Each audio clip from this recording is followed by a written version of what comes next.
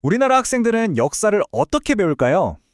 사실 모든 학교에선 국가가 정한 공식적인 설계도를 바탕으로 역사를 가르치거든요. 오늘 우리가 해볼 건 바로 그 한국사 교육과정이라는 설계도의 안을 아주 자세하게 들여다보는 겁니다. 모든 건 사실 이 질문 하나에서부터 시작한다고 볼 수 있어요.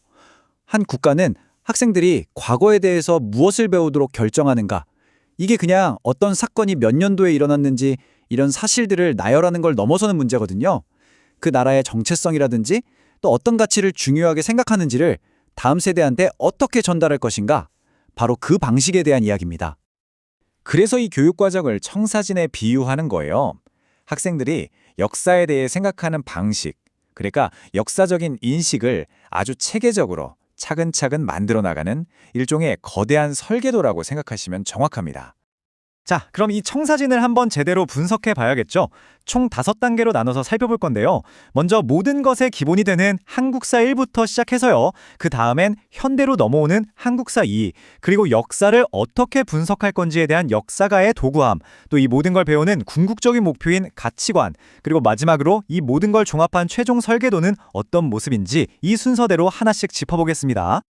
네, 첫 번째 파트입니다. 바로 기초 다지기, 즉 한국사 1에 대한 내용인데요.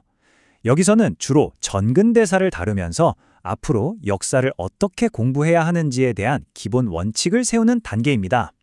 말 그대로 모든 역사 공부의 기초를 다지는 과정이라고 할 수 있죠.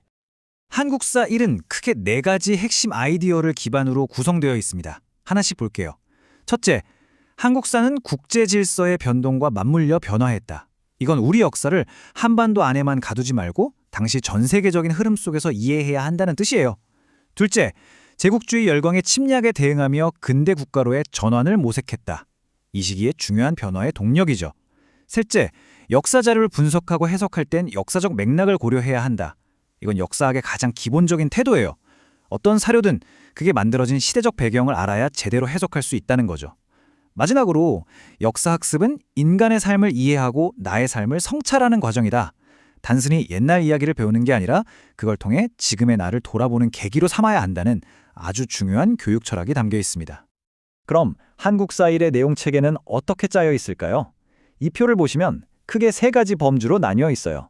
첫 번째가 지식 이해인데요. 이건 우리가 흔히 생각하는 역사 지식이에요. 고대 국가의 형성부터 고려, 조선을 거쳐서 근대 국가를 세우기 위한 노력까지 학생들이 꼭 알아야 할 내용들이죠.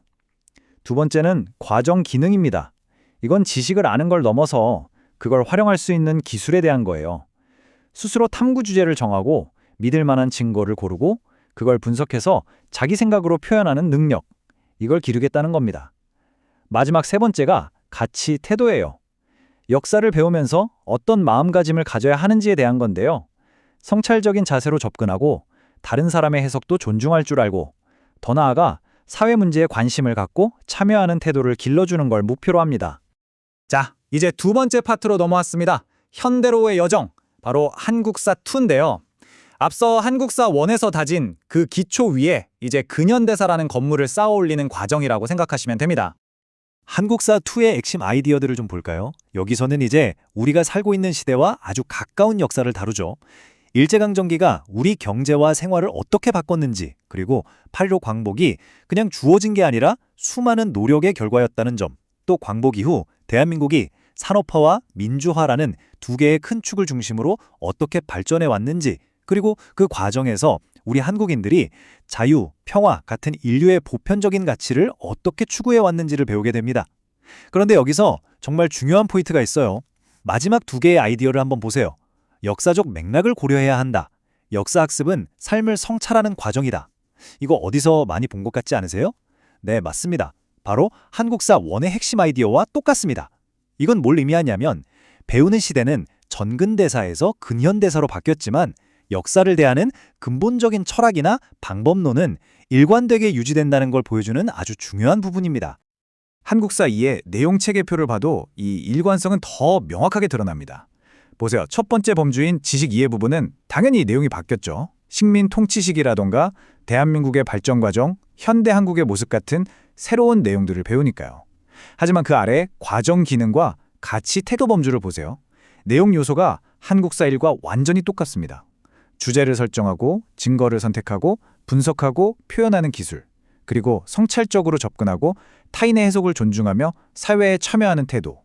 이 두 가지는 학년이 올라가도 계속해서 발전시켜야 할 핵심 역량이라는 걸 교육과정이 명확하게 보여주고 있는 겁니다. 그럼 이제 세 번째 파트로 넘어가서 이 과정 기능에 해당하는 부분을 좀 더 깊이 파고들어 보겠습니다. 저는 이걸 역사가의 도구함이라고 부르고 싶은데요. 학생들이 마치 작은 역사가처럼 스스로 역사를 탐구하고 분석할 때 실제로 사용할 수 있는 구체적인 방법과 기술들에 대한 이야기입니다. 이 교육과정이 추구하는 가장 큰 변화가 바로 이거예요. 단순히 학생들이 역사에 대해 무엇을 아는지, 즉 지식의 양을 평가하는 데서 그치는 게 아니라는 거죠. 그것보다 훨씬 더 중요하게 생각하는 건 학생들이 스스로 역사적 지식을 어떻게 찾아내고 또 그걸 자신만의 관점으로 어떻게 해석할 수 있는지 그 능력을 길러주는 겁니다. 수동적으로 지식을 받아 적는 학생이 아니라 능동적으로 지식을 탐구하는 학습자를 만드는데 모든 초점이 맞춰져 있는 거죠. 그래서 학생들이 배우는 역사 탐구 과정이 이렇게 체계적인 4단계로 정리되어 있습니다. 자, 1단계는요. 다양한 역사 자료, 교과서가 됐던 사진이 됐던 유물이 됐던 이런 걸 보면서 이건 왜 이렇지? 하는 궁금증을 갖고 탐구할 만한 질문, 즉 주제를 만드는 거예요. 2단계는 그 질문에 대한 답을 찾기 위해서 믿을 만한 자료를 증거로서 모으는 겁니다. 아무 자료나 쓰는 게 아니라 신뢰할 수 있는 자료를 골라내는 능력이 중요하겠죠. 3단계가 핵심인데요. 모아놓은 증거들을 그냥 믿는 게 아니라 이게 정말 사실일까? 이 자료가 만들어진 시대적 배경은 어땠을까? 이렇게 비판적으로 분석하고 해석하는 단계입니다. 역사적 맥락을 고려하는 게 바로 여기서 필요한 거죠. 그리고 마지막 4단계, 이렇게 탐구해서 얻은 자기 나름의 결론을 글로 쓰거나 발표를 하거나 영상을 만드는 등 다양한 방식으로 표현하는 겁니다. 이 4단계는 단순히 역사를 배우는 걸 넘어서 어떤 문제든 체계적으로 해결할 수 있는 사고의 틀을 가르쳐주는 과정이라고 할 수 있습니다. 자, 그럼 이 모든 지식을 배우고 또 역사가처럼 생각하는 기술까지 익히는 궁극적인 목표는 대체 뭘까요? 네 번째 파트에서 그 답을 찾을 수 있습니다. 바로 성찰하는 시민의 양성입니다. 이 교육과정이 진짜로 도달하고 싶어하는 최종 목적지는 학생들의 가치와 태도를 올바르게 형성하는 데 있습니다. 교육과정이 수많은 가치들 중에서 가장 중요하게 강조하는 게 바로 이 성찰적 태도라는 겁니다. 이게 무슨 말이냐면 역사를 그냥 남의 이야기, 과거의 사건으로만 보는 게 아니라 그 속에서 살았던 사람들의 삶을 깊이 이해하고 그걸 거울 삼아서 지금 현재를 살고 있는 나의 삶을 되돌아보는 자세를 의미해요. 과거의 이야기가 현재의 나와 분리된 게 아니라 결국 연결되어 있다는 걸 깨닫게 하는 거죠. 교육과정이 어떤 태도를 길러주려고 하는지 이 비교를 보면 더 확실하게 알 수 있습니다. 왼쪽이 교육과정이 지향하는 태도이고 오른쪽이 지향하는, 즉 피하고자 하는 접근법이에요. 먼저 자신의 해석만을 고집하는 태도 대신에 역사에는 다양한 관점이 있을 수 있다는 걸 인정하고 타인의 역사적 해석을 존중하는 열린 자세를 가르치고요. 또 우리 사회에서 일어나는 여러 문제들을 그냥 강 건너 불구경하듯 수동적인 관찰자로 남는 게 아니라 역사 속에서 교훈을 얻어서 한국 사회 발전에 적극적으로 참여하는 능동적인 시민이 되기를 바라는 겁니다. 이제 모든 조각이 맞춰졌네요. 이 교육과정이라는 청사진의 최종 목표를 한 문장으로 정리하면 바로 이겁니다. 학생들이 배운 역사적 지식과 역사가처럼 생각하는 기술을 그냥 머릿속에만 담아두는 게 아니라 그걸 우리 사회를 위해 고민하고 행동하는 능동적이고 사려 깊은 시민성으로 전환시키는 것. 지식과 기술이 결국 사회 참여와 행동으로 이어지게 만드는 것. 이것이 바로 이 설계도의 최종 목적지인 셈입니다. 지금까지 우리는 한국사 교육과정이라는 우리나라의 공식적인 역사 교육 설계도를 아주 꼼꼼하게 함께 분석해봤습니다. 그럼 이제 마지막 질문을 던져볼 시간입니다. 만약 교육과정이 한 국가가 공유하는 기억을 만들어가는 청사진이라면 우리가 오늘 살펴본 이 청사진은 과연 어떤 미래를 만들어 나가기 위해 설계된 것일까요? 한 번쯤 깊이 생각해 보시면 좋겠습니다.